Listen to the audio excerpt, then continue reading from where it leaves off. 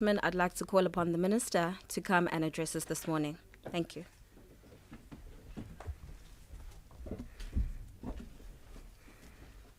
Thank you so much.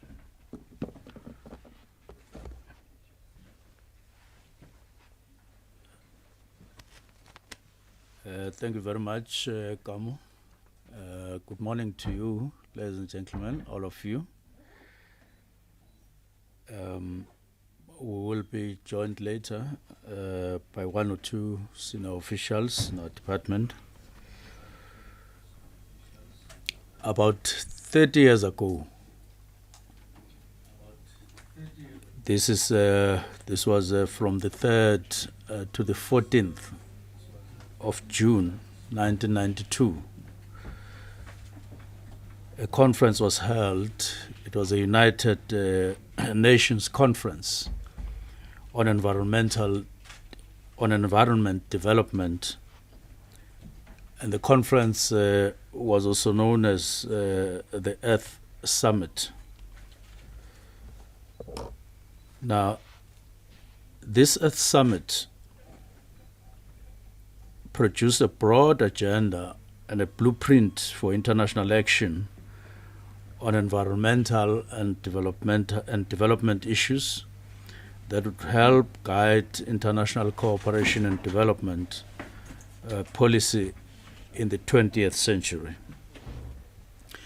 It is at this summit that the 22nd of March of each year from 1993 got declared as the World Water Day. The aim was to bring the water agenda to the fore and remind governments across the globe of their responsibility to ensure that everyone has access to clean water.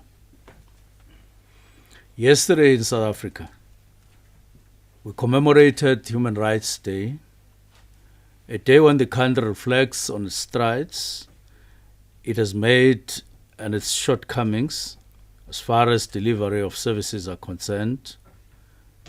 Water is one of those services, but water has a distinction from other services in that water is a fundamental human right. It is life. It is a basic necessity.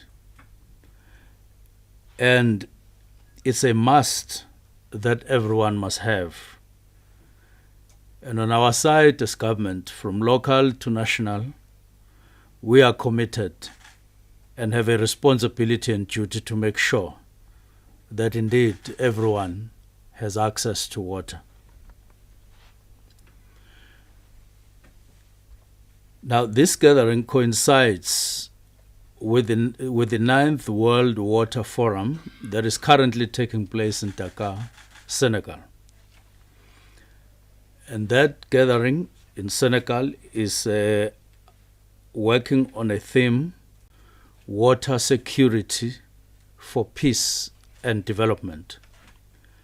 And as a country, we are well represented there.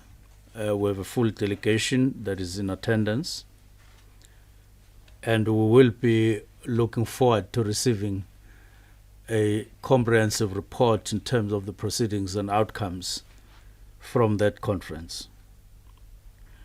Now, this year, the World Water Day is celebrated under the theme, making the invisible visible. That is what they are dealing with in Dakar. This year's topic refers to a very important subject of water resource management, which is groundwater. Groundwater is by and large invisible, but its impact is visible everywhere. And that is the intention. Groundwater is by and large out of sight. It is under our feet, and it's a hidden treasure, but it enriches our lives once it has been drawn and put to use. As climate change gets worse, groundwater will become more and more critical.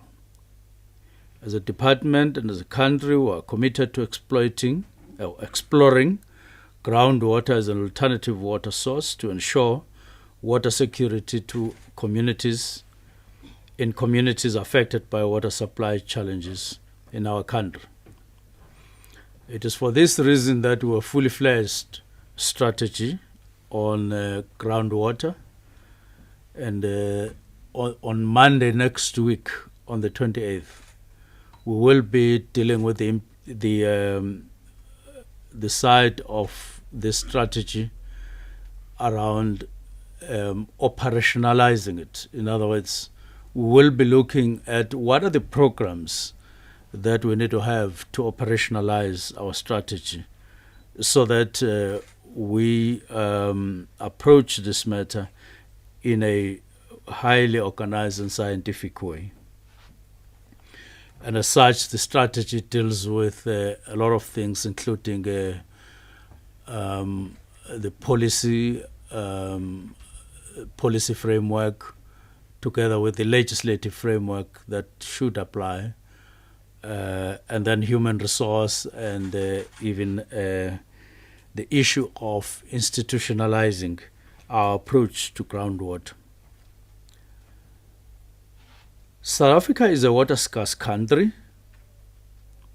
and we want to say this more and more, louder and louder, so that every one of us in the country understands and come to terms with this fact that we are a water-scarce country.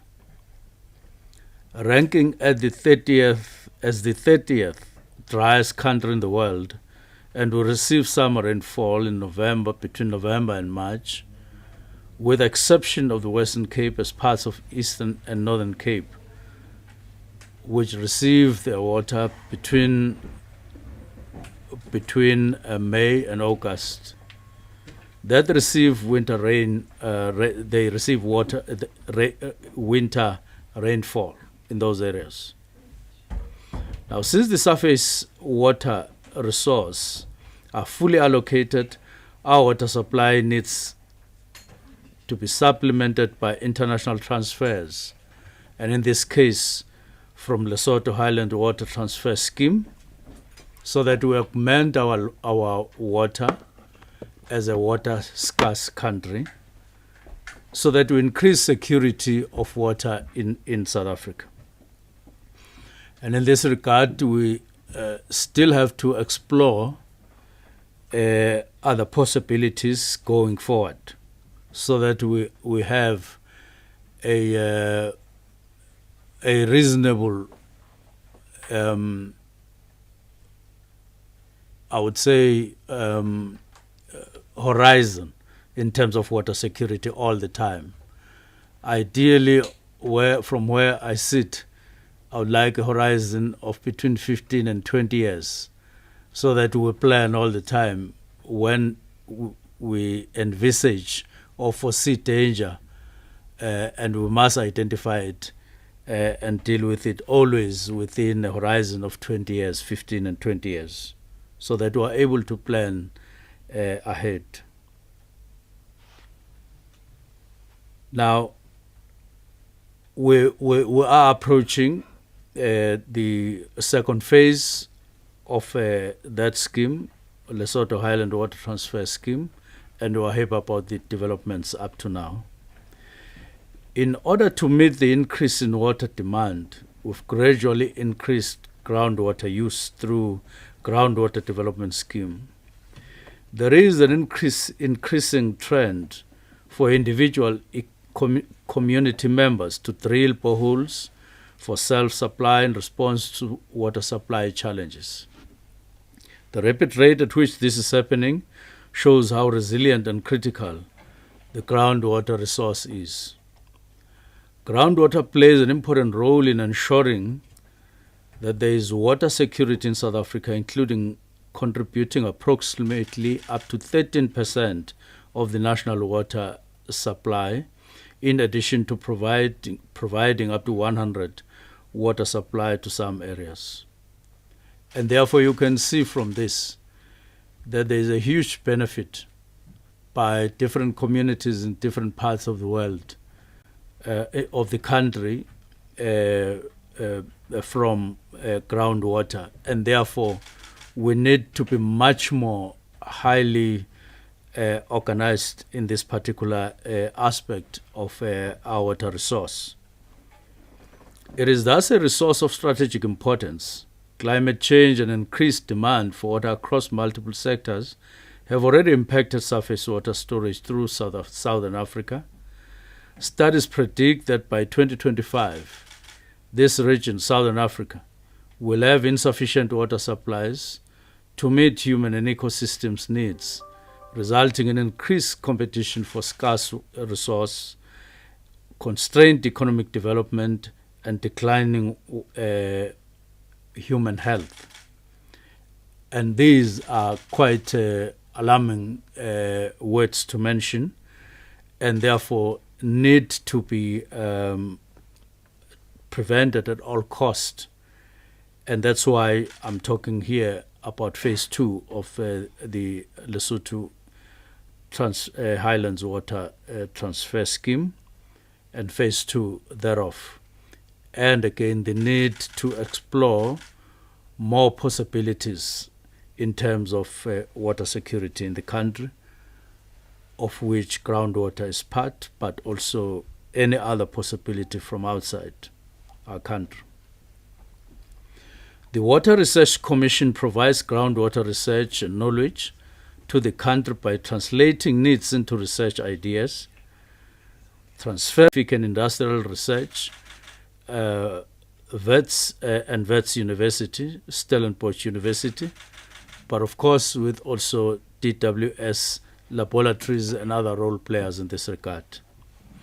We have a formidable institutional arrangements in the country, and we rely on them, and we thank them for their continued work and contribution in this regard. A major challenge that needs to be addressed is the translation of science into policy, and thus to make the technical output of the project have an impact at both national and regional level. Developing resilient agricultural livelihoods and sustainable management of water resources are vital to achieve most of the development goals as outlined in the United Nations 2030 Sustainable Development Goals and the South and the Africa Agenda 2063. Today, however, groundwater is acknowledged as a national asset and an integral part of South Africa's water resources. Groundwater has played a major role in reducing the backlog for domestic water supply. As the department, we have acknowledged that our country's water resources are on the decline in both quality and quantity. We are not the only country facing the water quality challenges. The World Economic Forum Global Risk Report of 2019 reports that water environmental concerns are more prevalent than ever. The water quality management policies and strategies in South Africa 2017 identifies pollution from wastewater treatment plants and mine operations as main sources of pollution in South Africa.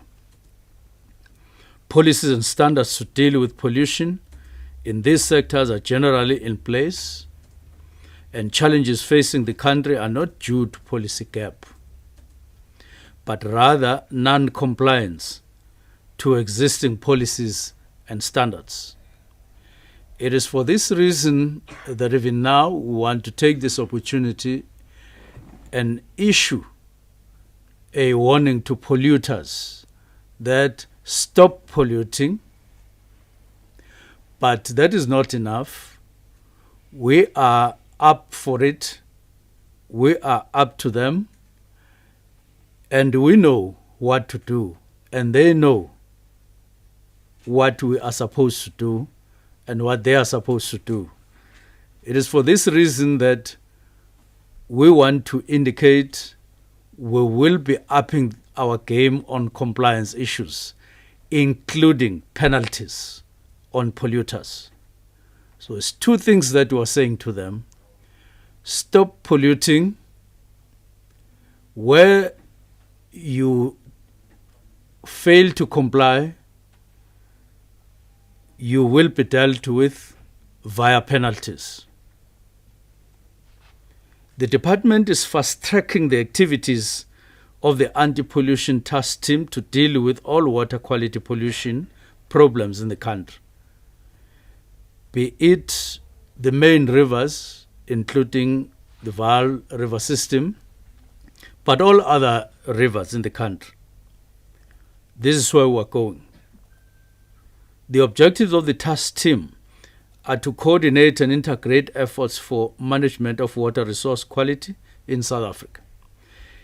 It will provide high-level guidance to ensure protection of water resource and identify remedies to mitigate pollution impacts.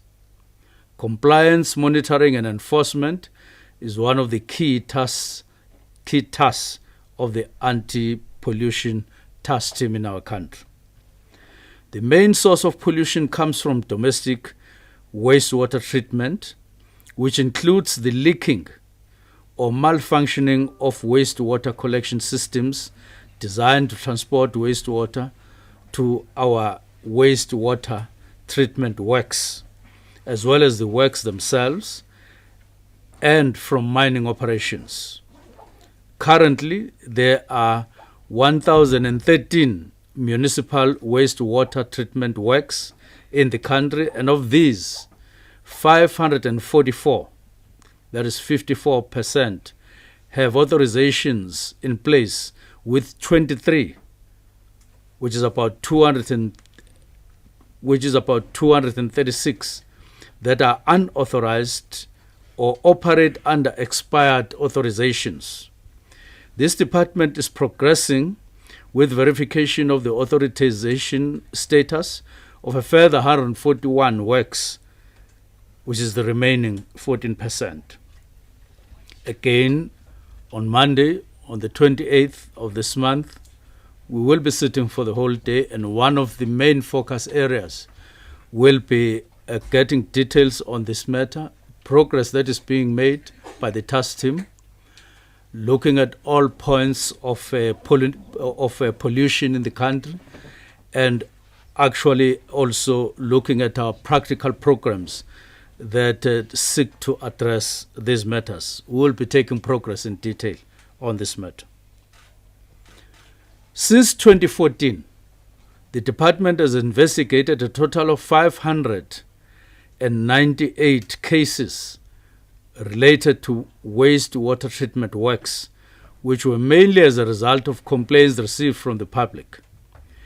Enforcement actions were taken by DWS against these municipalities, which were found to have violated the water legislation in relation to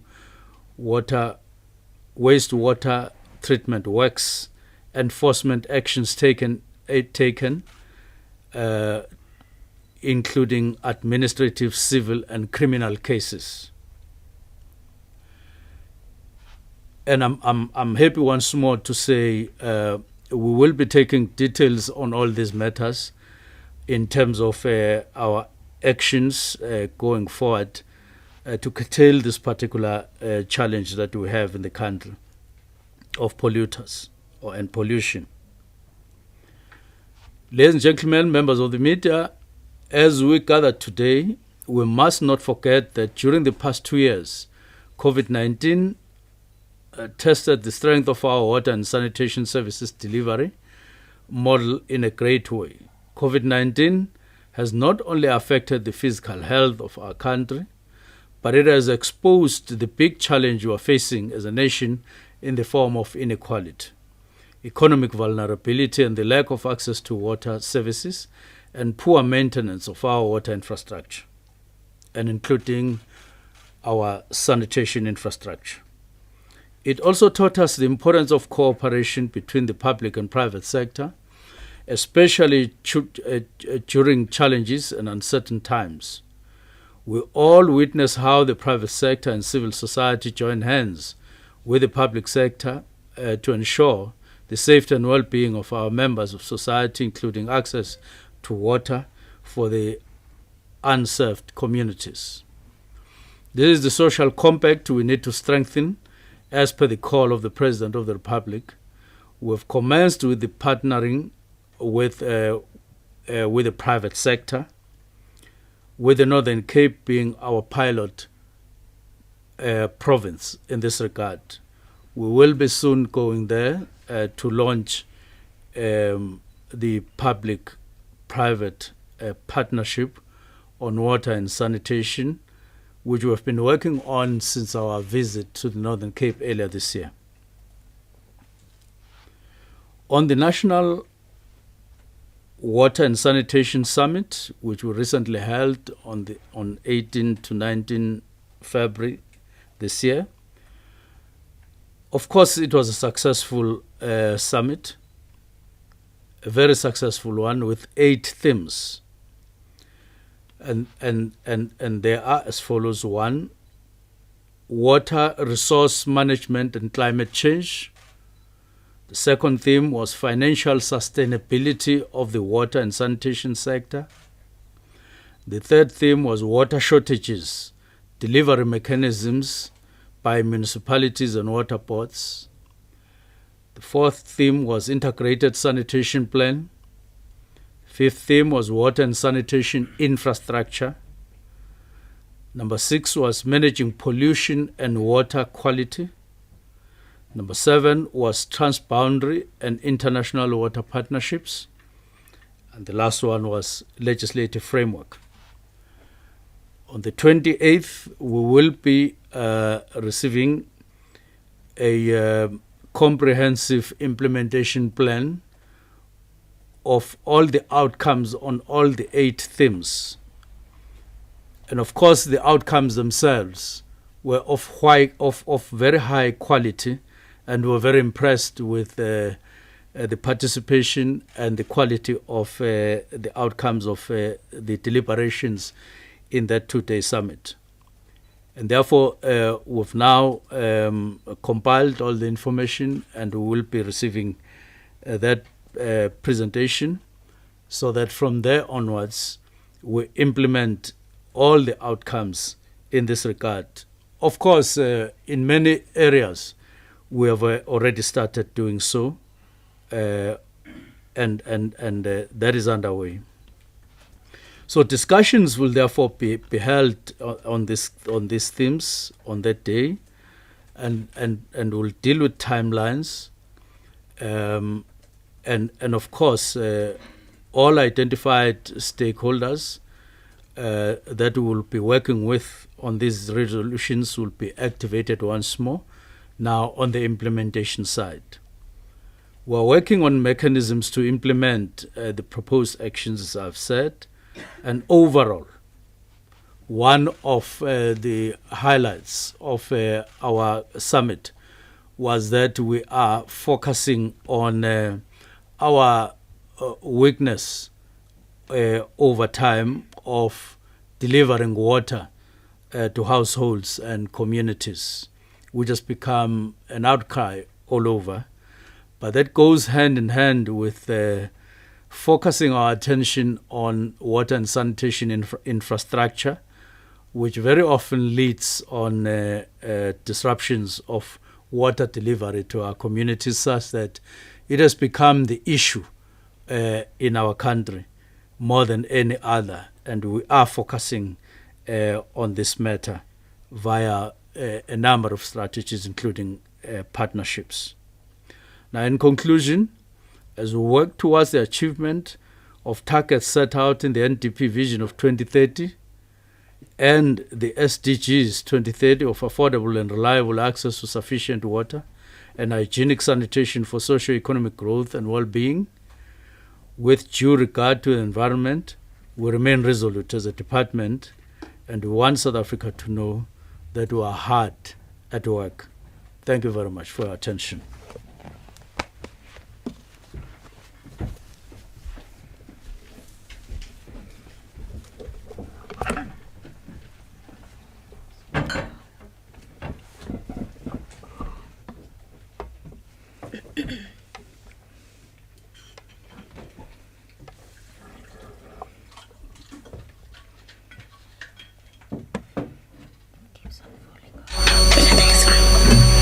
Thank you very much, Minister. I would like to welcome the Director General of the Department, Dr. Sean Phillips, as well as the Acting Deputy Director General, Regulation, Compliance and Enforcement, Mr. Leonardo Manas. Ladies and gentlemen, at this point, we will open up the floor to the first round of questions.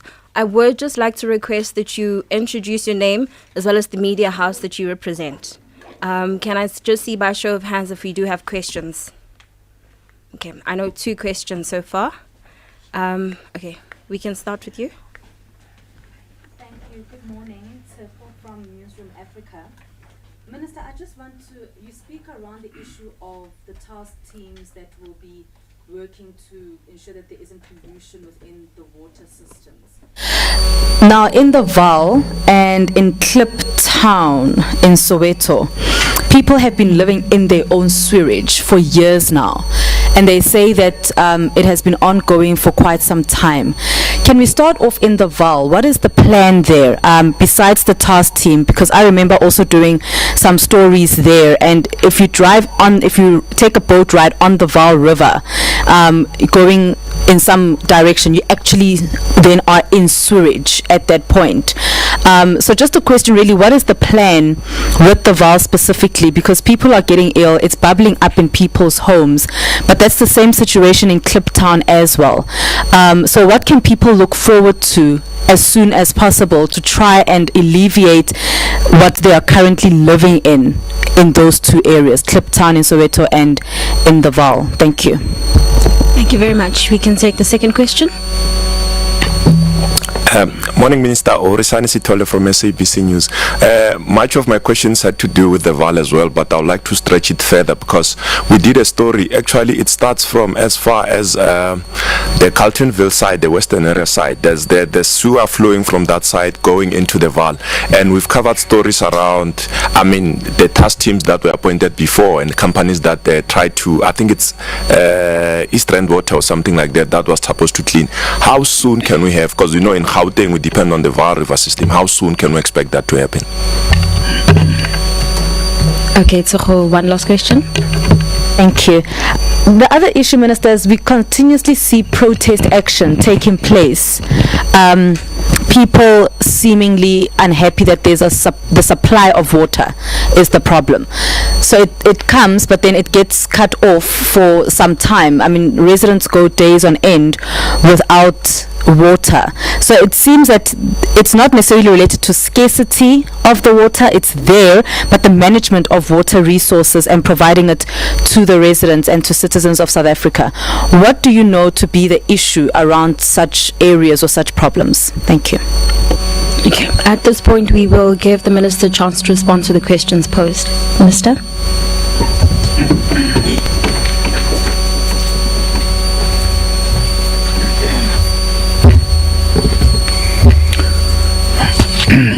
Thank you very much. The Vaal. Of course, that is quite unexpected questions, mainly because of what we have allowed to go in our name regarding cleanup in the Vaal. It has been long. That's number one. Number two, it has been a project that has not all the time been handled with required efficiency and focus in the past.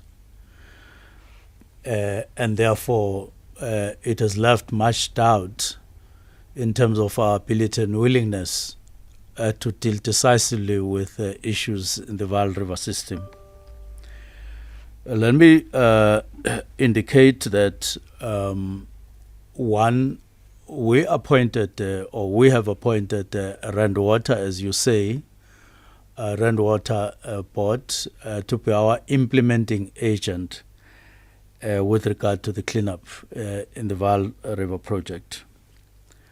I must report here that we are monitoring everything that they are doing there.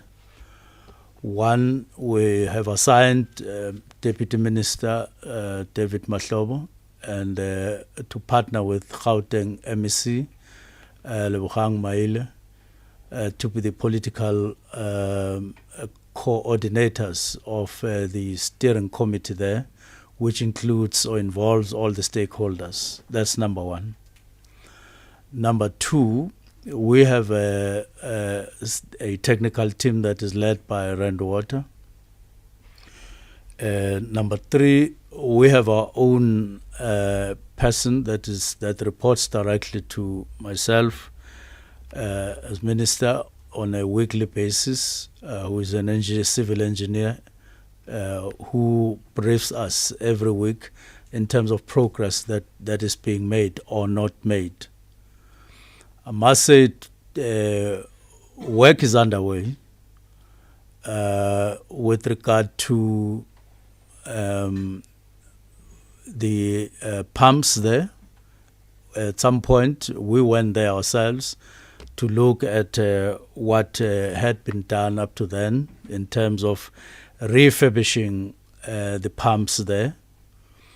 And we're soon going to start with the wastewater treatment plants. But by and large, they have dealt with opening the pipes that were blockaded. In other words, something that they call unblocking, together with pumps, that is pump stations, and that will lead to wastewater treatment plants and water treatment plants, so that the whole system it then becomes open. I'm aware they are making progress after a while of not making a progress in the past. Now, we are following on the matter, and we will be receiving another comprehensive progress report on Monday next week. For now, we last week, as late as last week, there was a meeting which was with Mfuleni municipality and the new councillors, together with MEC and deputy ministers, to resolve a number of issues that had encroached on the project. And we're happy that all known problems have been resolved. That follows another meeting, which I think was 1.5 months ago, which also resolved the fears by Mfuleni workers that they were being replaced and they would lose their jobs. And it's something that was attended to, that there's no such. Randwater is expected as an implementing agent to bring some of their experts where there's no expertise locally, but they will be involved, and they will go on working there together with those that will be brought in. So there's no need for anyone to have anxiety and then cause a problem in that project. So overall, we are satisfied with the progress, but we are aware that there's a lot that needs to be done, and done with speed, because people, as you say, have been under siege in terms of sewage, and that is regrettable. But we're making progress, and we want to assure them that very soon that will be a thing of the past, and as we move on with progress in the Vaal River system cleanup. On what you're saying, the Vaal itself, at some point we did go there, and we did take a boat to look around, and indeed we saw what you're saying, including dying fish in some cases, and the walls of the dam. That is the as you go, you can see this both sides of the dam, that there is a lot of sludge that is getting deposited on the sides of the system. But those who know, particularly those who are briefing us, and the trip also told us that there's also quite a lot of this that has gone down to the ground, and therefore the final stage of cleanup there is not just on the infrastructure and underground pipes and cleanup of sewer from residential areas. It will also include cleaning up the floor of the dam and everywhere where there's been a deposit of sludge in that area. So the project itself is going to take some time for that reason. But our priority is to remove sewer from residential areas, and therefore that means doing everything that will enable us to do just that in terms of the infrastructure cleanup, including unblocking. Number two, there is the issue of supply of water and making our water supply very reliable, highly reliable. Now, you are aware that we have gone to all 9 provinces from last year up to early this year, and that during those work sessions of 3 days each in each provinces, we engaged and interacted with all the water authorities in the country. And there are 2 things or issues that were basically identified by municipalities themselves that are water authorities. One, it was their capacity to do the job of supplying water and doing it efficiently and reliably. The second was their own issues like resource as a problem. So on one hand, it is capacity to do this. This means the numbers of people who work on water and sanitation in each of these water authorities. It refers to their skills, not just the number, but even the skills of those that are there as we talk, which is very much wanting. But then, on the other hand, it refers it's finance to deal with that, or funds to do that. In order to address these 2 major issues in particular, we have said, one, let us work together. That is the local sphere, the provincial sphere, and the national sphere, and collapse the gaps that exist, and therefore leverage on the totality of capacity and skills that we have as a country, as opposed to relying on one municipality there and there who has no capacity, who has no funding to do this. That's the first thing. To cooperate. We have a TDM model in the country, and we have agreed that we will work as together as possible, without shifting blame and without pointing fingers at one another, because as a country, it is now time that we resolve all these problems. 2, we then have said we need to strengthen our resolve on partnerships, which I've referred to here. We are moving ahead with that. Partnerships with the private sector in particular, but amongst ourselves as the public sector, is extremely important. One, to address the issue of capacity, but secondly, to address the issue of funding. And it is for this reason that we are happy that we are proceeding with this matter up to launching the first ever kind of provincially synergized partnership in the Northern Cape that will see us increasing our capacity and our funding capacity to deal with water supply to households, but also to the business, with a high level of reliability. Now, we are going to go on all this, because there are 4 provinces in the main that are ahead of all others in this regard. And we'll be going to the second one, and thereafter we'll be launching this issue of partnerships at a national level. In other words, pointing to the level by which our partnerships will have been institutionalized and therefore answering the call of the president on and the importance of social compacts in this regard. We also can point at two examples. One is in Mokopane, where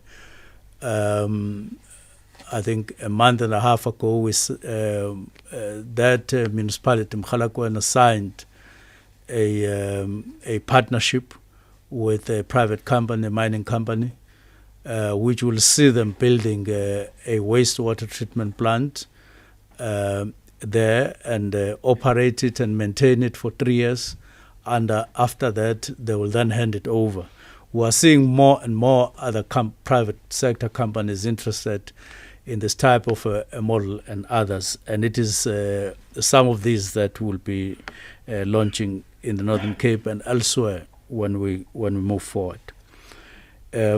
So partnerships both within the public sector and between the public sector and the private sector are our answer to lack of capacity, which will also deal with another major problem, which is infrastructure, water and sanitation infrastructure in the country.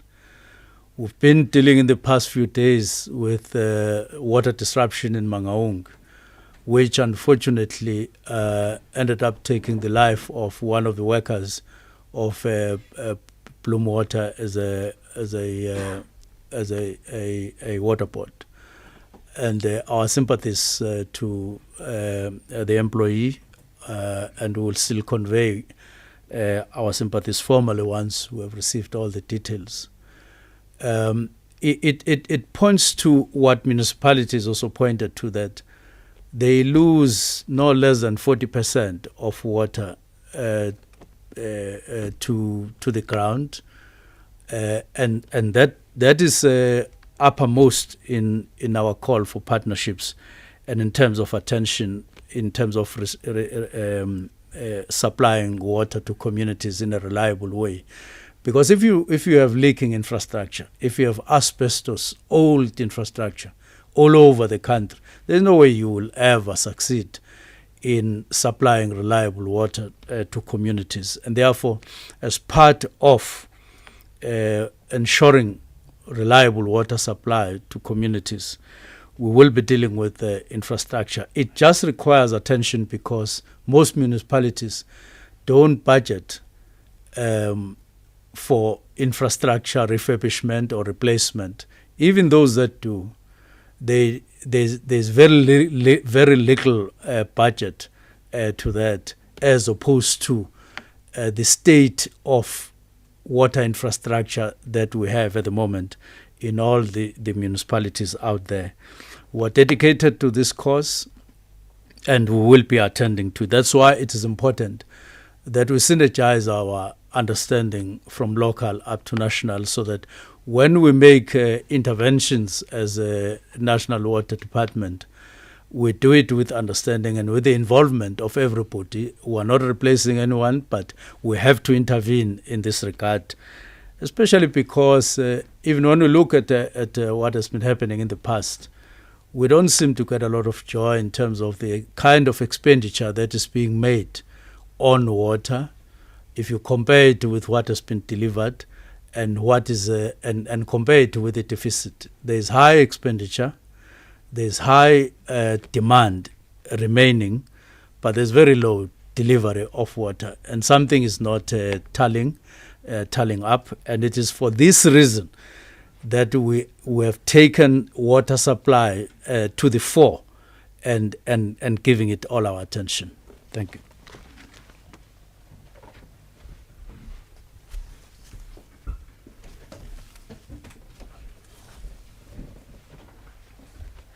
We have the last questions from the virtual platforms. The first one asks, is from Alex Mitchley, News 24. Are we currently in crisis in terms of the availability of water? The second question Earlier this month, the ANC councillor in Laudium said that Rand Water had been throttling the suburb, water throttling the suburb. Can you confirm this? What is the issue? How widespread is the issue, and what is being done to resolve the issue? The last question, could the minister please explain the reasons behind the decline in both water quality and quantity? I'm not particularly sure if DDG Manas might potentially respond to that third question, but those are the three questions, Minister.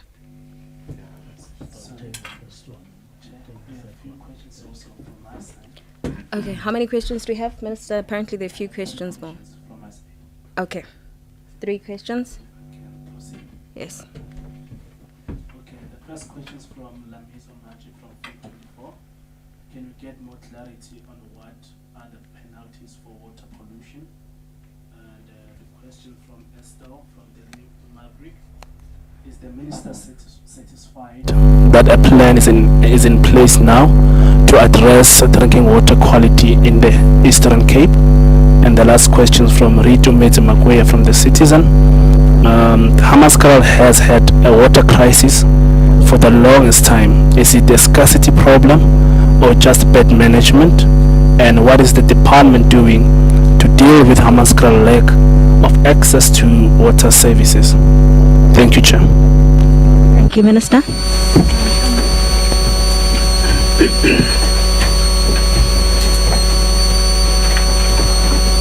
Thank you. We have agreed with the two gentlemen, the DG and acting DDG, that were all at work. They will answer to some questions. I'll answer one question. That is, I'll answer two where you are talking about crisis, or the first question that was asked and the one that you are raising. And DG will take other questions together with Manas on causes of pollution and quality.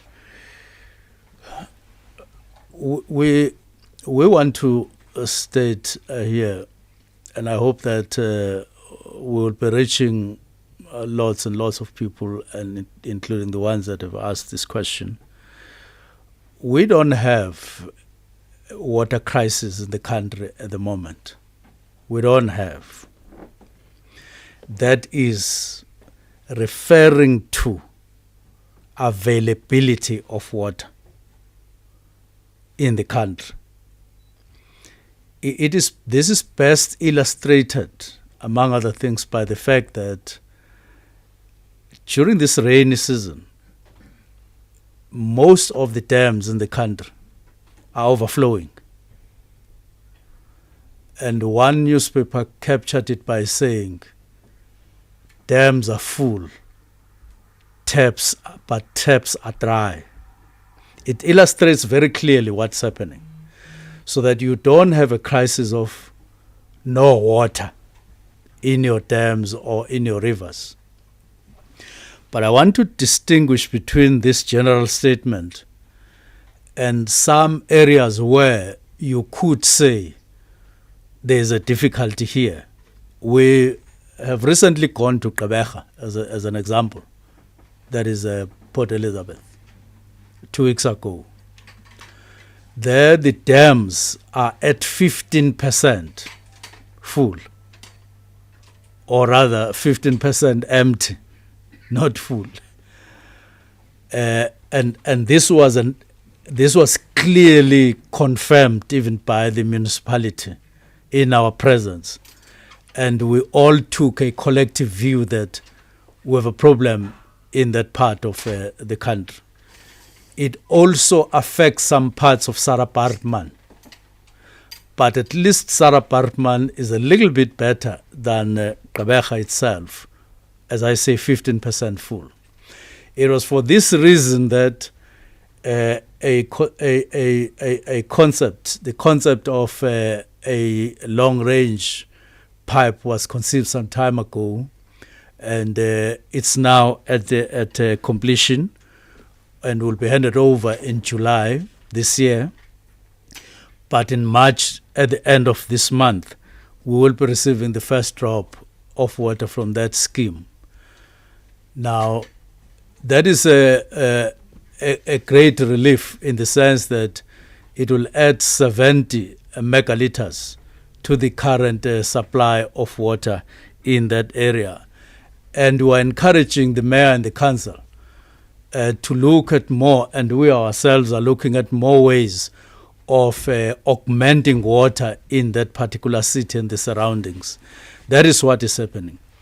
There could be one or two other examples where water is very, very, very scarce. Otherwise, general, I mean, in Mpumalanga we have 26 dams all in all.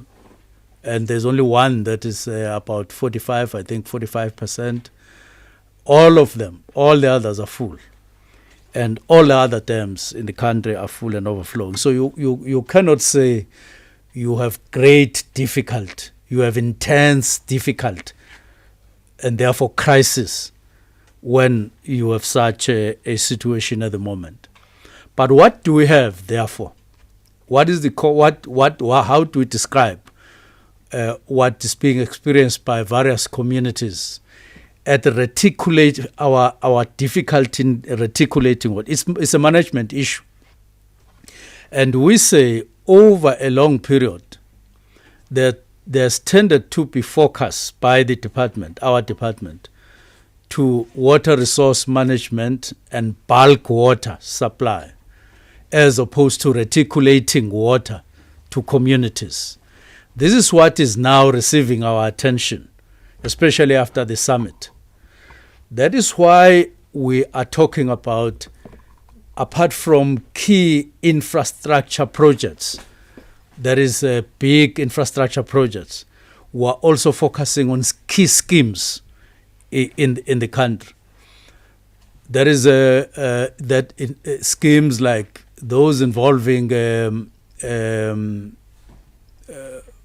Flag Boshielo, which will be a scheme taking water up to Mokopane and up to Polokwane on the other hand, but also focusing on Dihuop, taking water via Ebenezer and so on, but also looking at Nandoni down to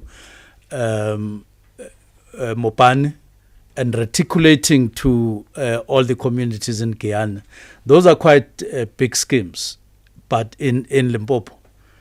But you also have to look at another scheme, which is a big scheme, in Harip in the Free State. That will be a dependable water scheme to bloom, and we're advancing with that particular scheme.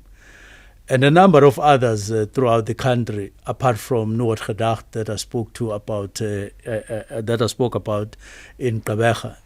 So everywhere we in all the provinces and districts, there are major schemes that are underway, and therefore it's more of an issue of management over time than availability of water. Of course, we're not going to detach our eye from ensuring that water is always available via mega and the big schemes like the Lesotho Highlands water scheme. We are going to continue with those.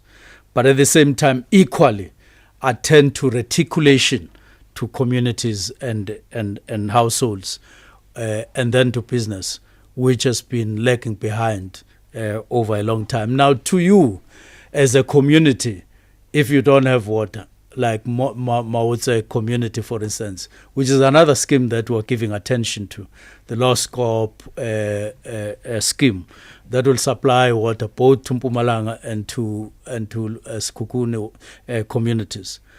If you haven't been supplied with water, you call it whatever name.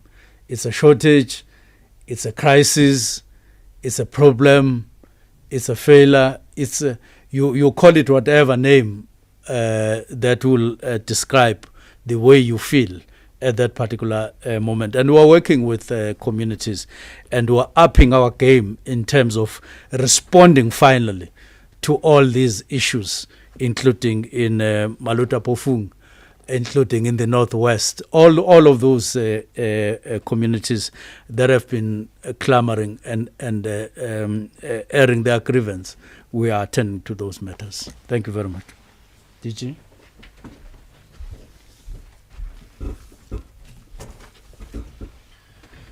Thank you, Minister. As indicated by the Minister, the water shortages in some areas which have been in the media recently could be caused by a couple of reasons. The Minister has covered the one reason, and that is that in certain parts of the country, despite the fact that there's been heavy rainfall, there are particular climatic conditions which have resulted in those particular areas, such as the area around Gqeberha, being short of water, and the dams in Gqeberha are at still a very low level, whereas the rest of the dams in the country are all full or near full. But in the other areas, particularly in the Rand water areas where there have been water shortages, it has not been due to a shortage of water supply or water resources. It's rather been due to repairs and maintenance being carried out. Now, those repairs and maintenance can be of various types. One is normal planned repairs and maintenance, and Rand Water, like any water utility, has to do that on occasion. And the key issue there is good communication to the public, to inform the public timeously when they have to do repairs which are going to mean that there's going to be no water supply for a period, and they need to keep that period as short as possible, but sometimes it does run to a few days. And secondly, there can be unanticipated breakdowns. And the most recent ones in the south of Joburg were unanticipated breakdowns with regard to some of Rand Water's pumping equipment. And as a result of that, the reservoir levels, the levels of water in the reservoirs in the south of Johannesburg in particular became very low, and water had to be restricted, and some areas were out of water for a few days. A third reason why this occurs around the country is vandalism and theft, which is a particular problem that we have to deal with, and that people are stealing parts of waterworks or pumping equipment or cables, and that is resulting in the systems going down and repairs being required, which results in temporary shortages of water for communities. Thank you. Leonardo will talk to the issues of water quality.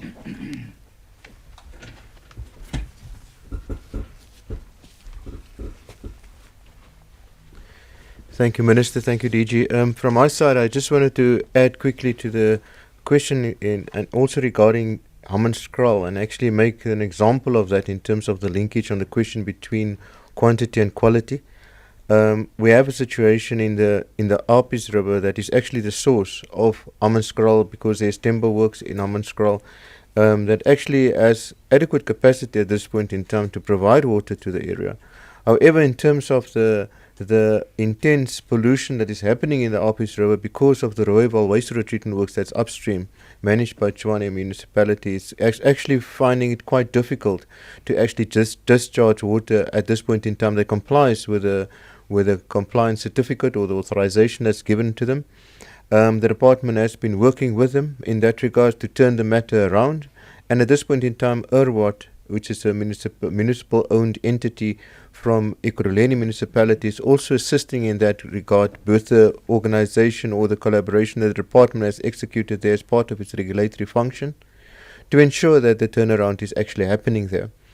That will help the timber water treatment works to actually increase its capacity, because currently, as it stands, the water treatment works is not capable of treating that water to the standard which actually be acceptable for human consumption. So there's a clear indication in terms of the linkage between water quality and quantity. But in terms of the quality part, let me quickly go into that part. As far as the wastewater treatment works is concerned in the country, we know that the picture is not as it's supposed to be. The Minister will be releasing the Green Drop report soon.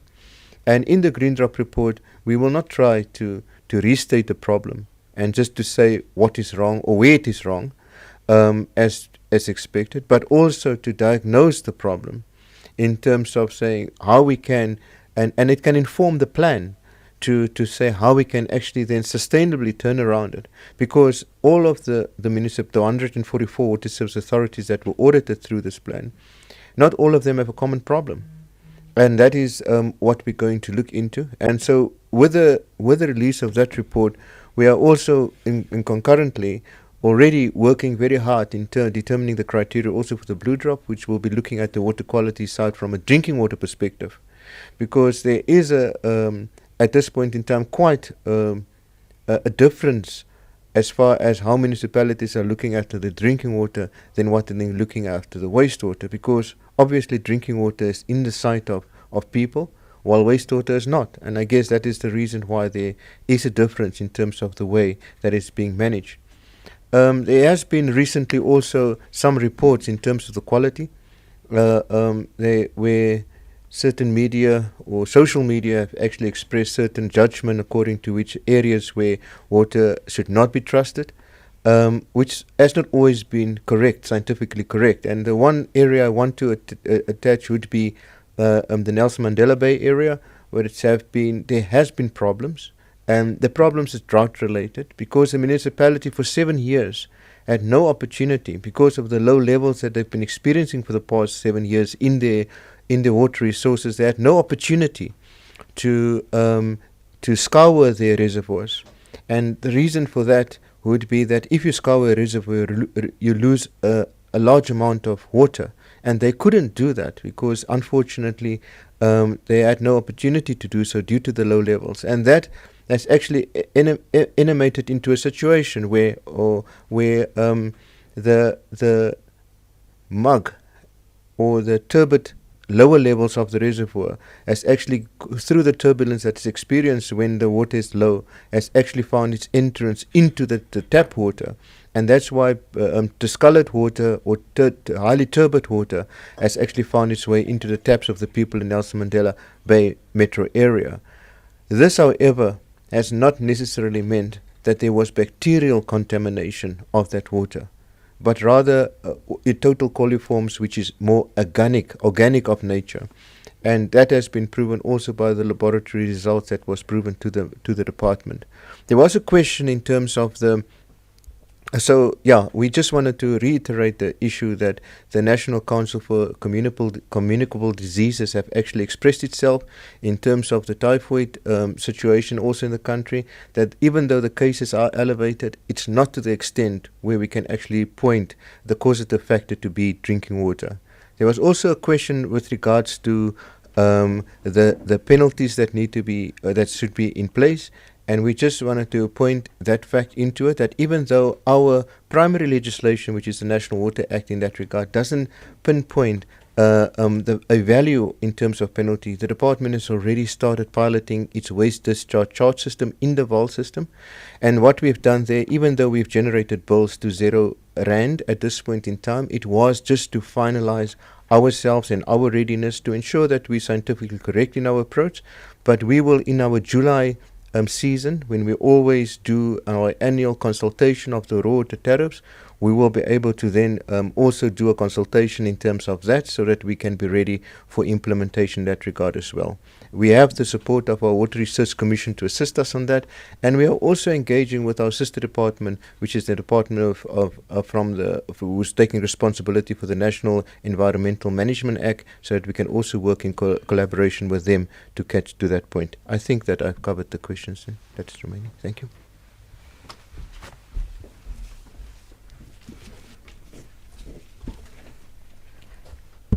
Thank you very much. Ladies and gentlemen, the Minister and the Director General are due to address the Strategic Partners Network event. At this point, I would like to thank the Minister, the Director General, and the Acting Deputy Director General for their attendance and participation. And thank you as well to you, ladies and gentlemen.